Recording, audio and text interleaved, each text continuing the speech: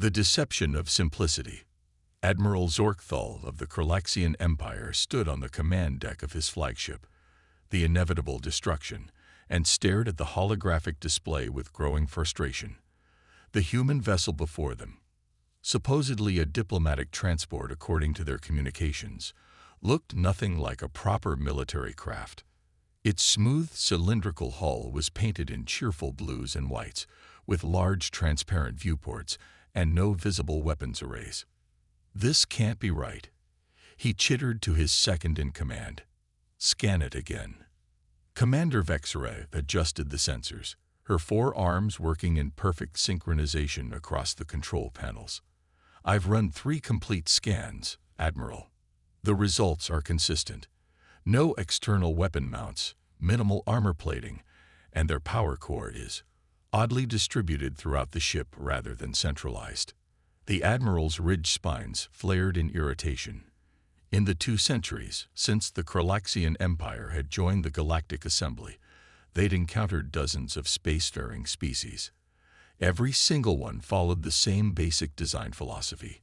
Warships looked like warships, with prominent weapon systems and intimidating silhouettes that advertised their capabilities.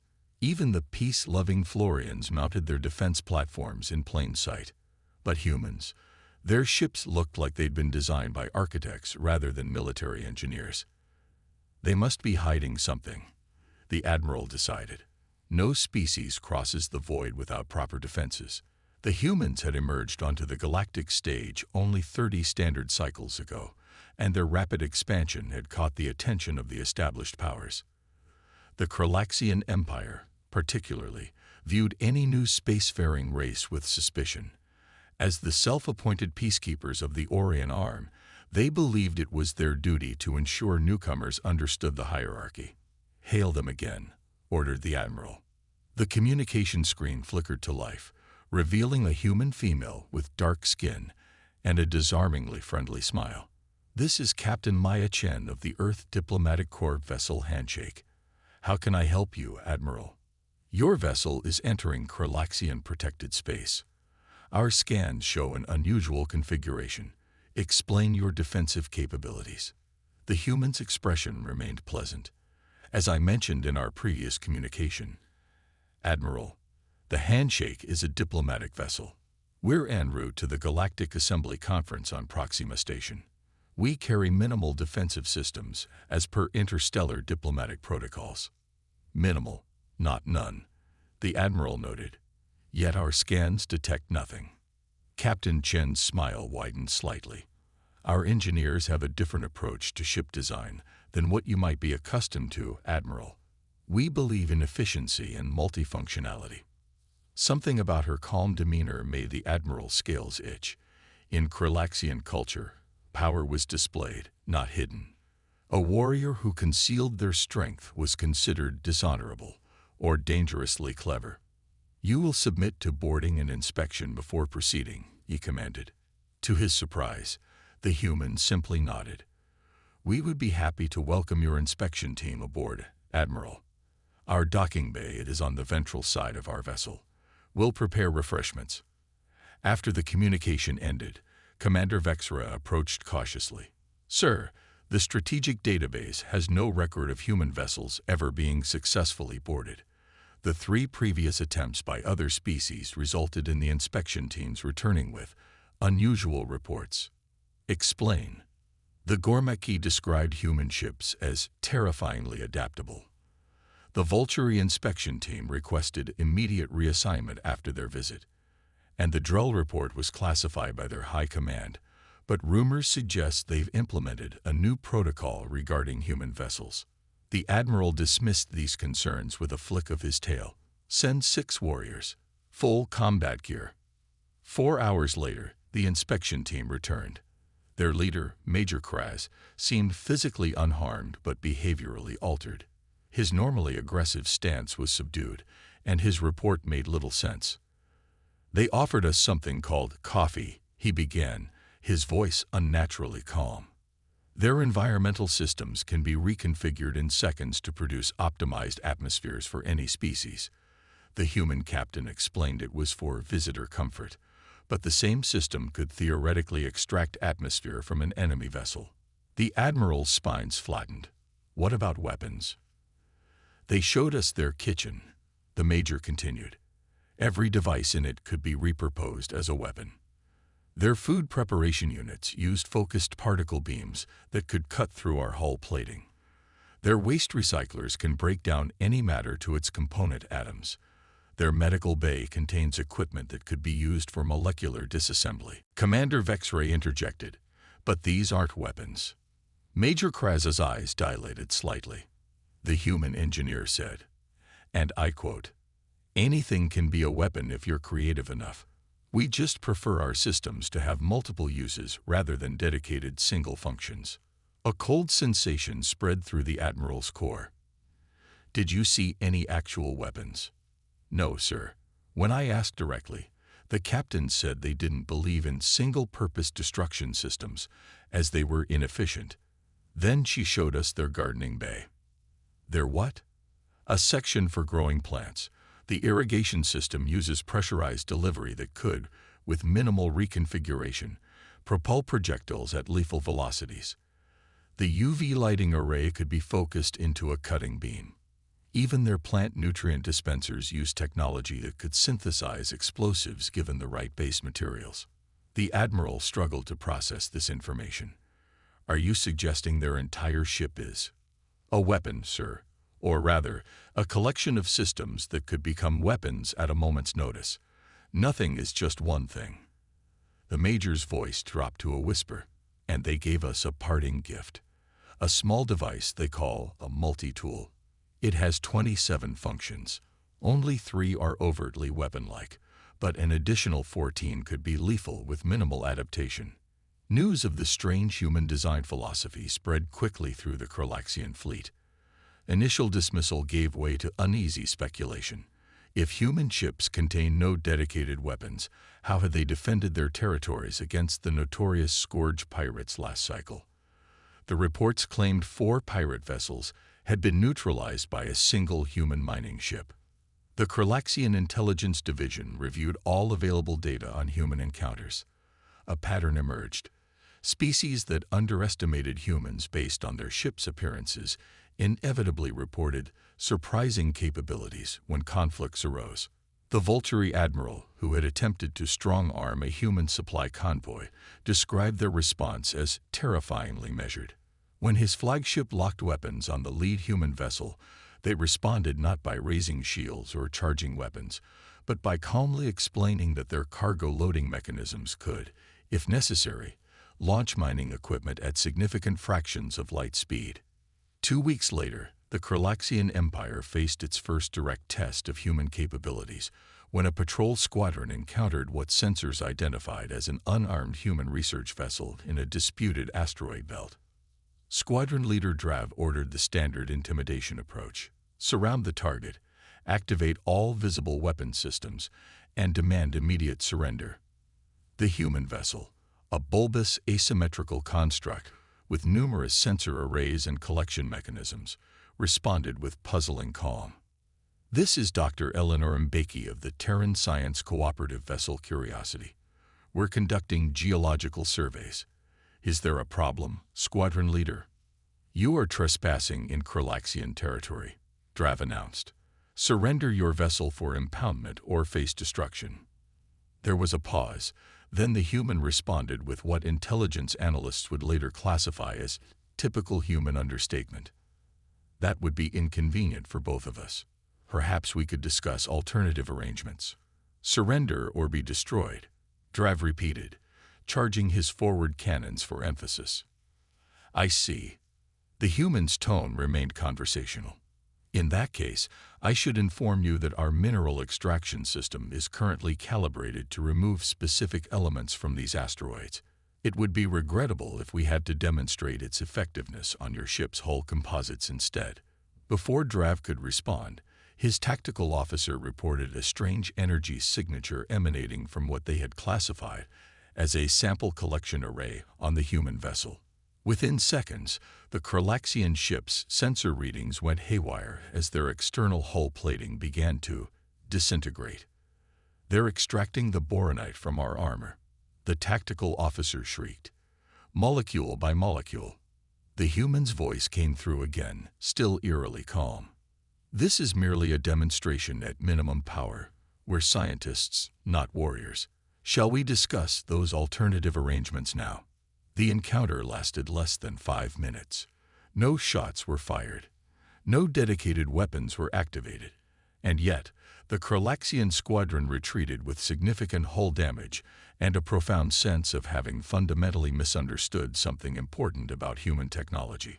Admiral Zorkthal received the squadron's report with growing alarm. The implications were disturbing. If humans designed every system on their ships to serve multiple functions, including potential combat applications, then traditional threat assessment protocols were useless against them. A ship without weapons was infinitely more dangerous than one whose capabilities could be easily catalogued. As the inevitable destruction continued its patrol, the Admiral made a decision that would eventually become standard procedure throughout the Kralaxian fleet, and later most of the Galactic Assembly. "New protocol," he announced to his command staff. "When encountering human vessels, the threat assessment starts at maximum and adjusts downward only with extreme caution. And under no circumstances are we to ask for demonstrations of their technology's multiple uses." Commander Vexera nodded in solemn agreement. "And sir, I suggest we decline any offers of coffee when everything is a weapon." 3 months after the research vessel incident, the Kralaxian High Command convened an emergency session to address what they now called the human question.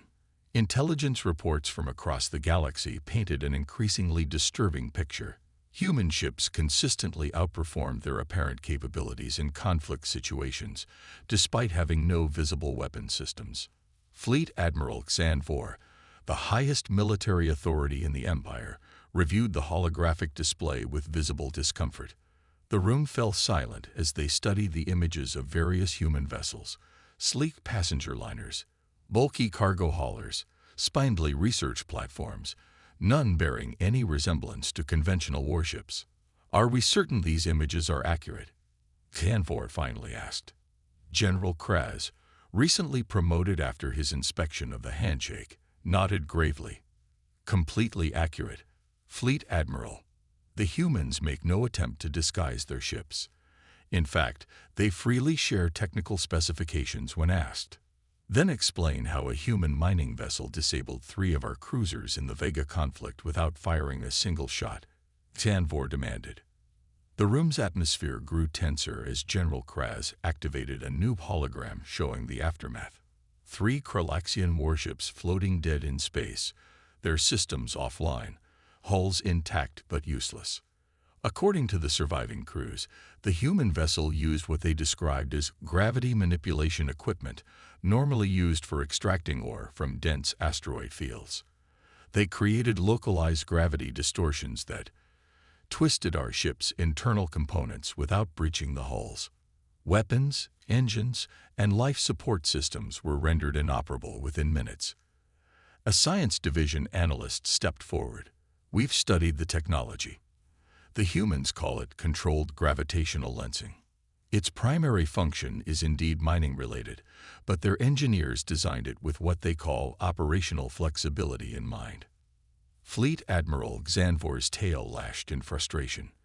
"Are you suggesting that humans deliberately design civilian equipment that can be weaponized?"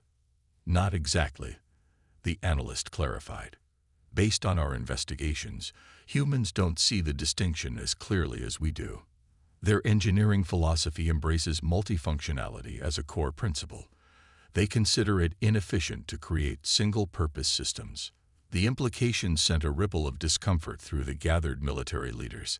In Kralaxian culture, as in most of the Galactic Assembly, the line between civilian and military technology was clearly defined and rigorously enforced.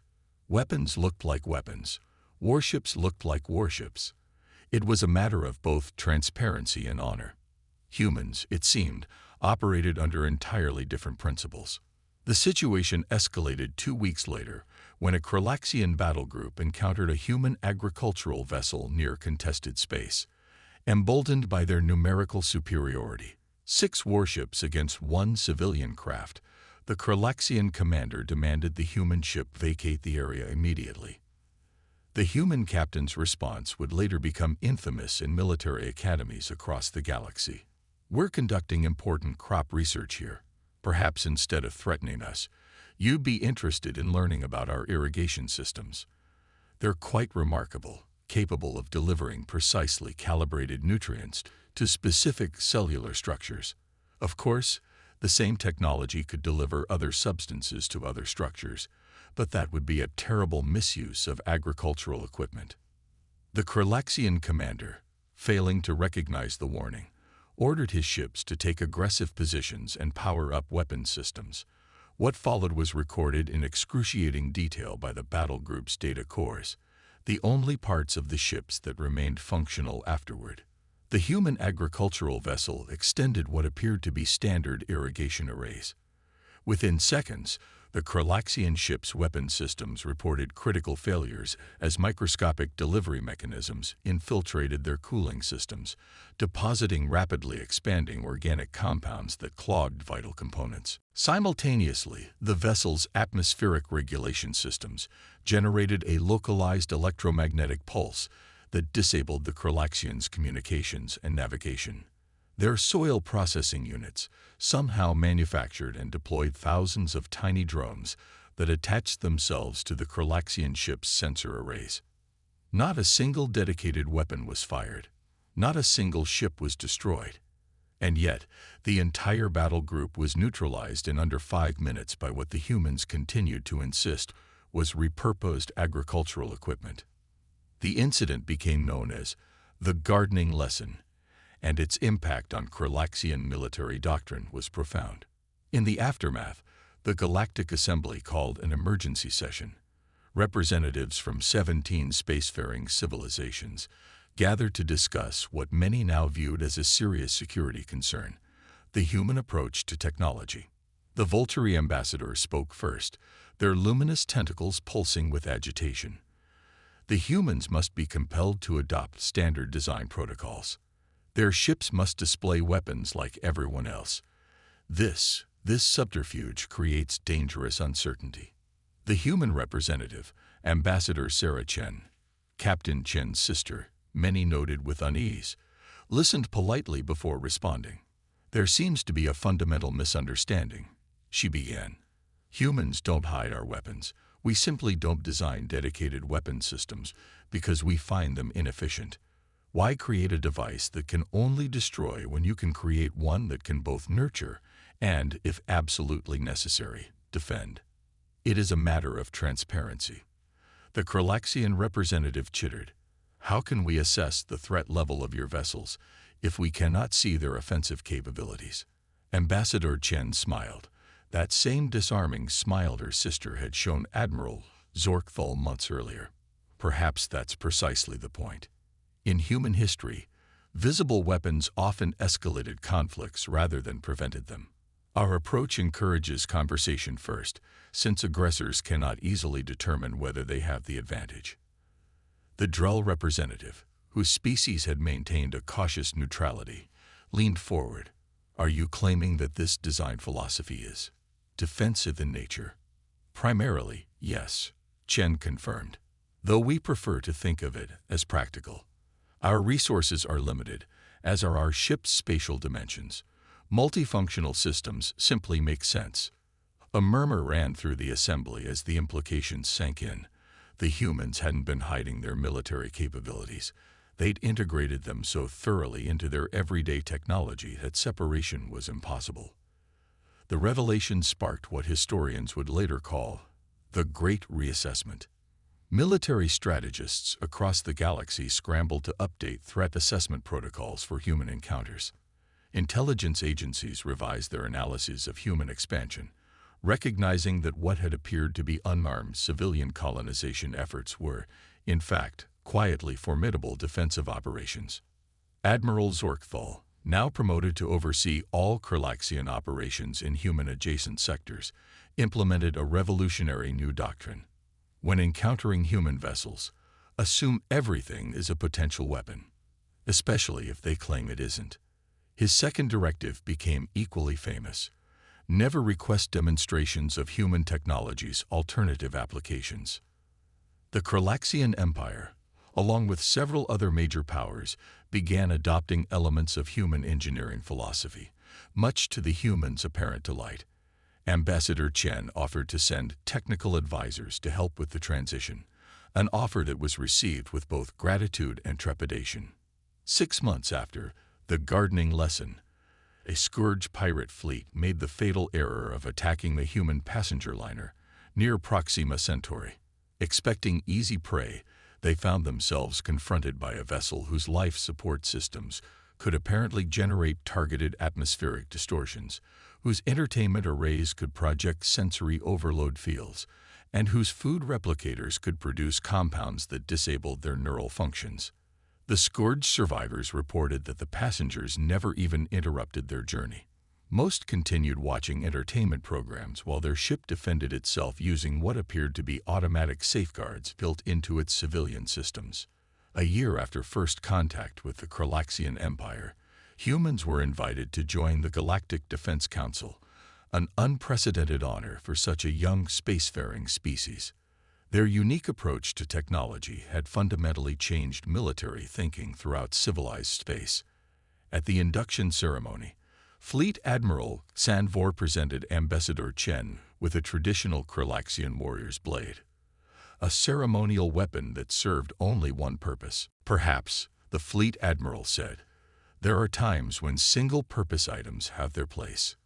Ambassador Chen accepted the blade with appropriate reverence, then smiled that now-famous human smile. It's beautiful craftsmanship, she agreed, examining the weapon, though I can think of at least 7 other uses for it beyond combat. The assembled dignitaries laughed nervously, never quite certain whether she was joking. As human ships continued to spread throughout the galaxy, still bearing no visible weapons, a new saying emerged among spacecraft recognition specialists: if it's human and looks harmless, run. And somewhere in deep space, aboard the diplomatic vessel Handshake, Captain Maya Chen served coffee to a new group of alien visitors, cheerfully explaining how the brewing process was similar to certain molecular reconstruction techniques, while her ship's various systems hummed with efficient, multi-purpose potential.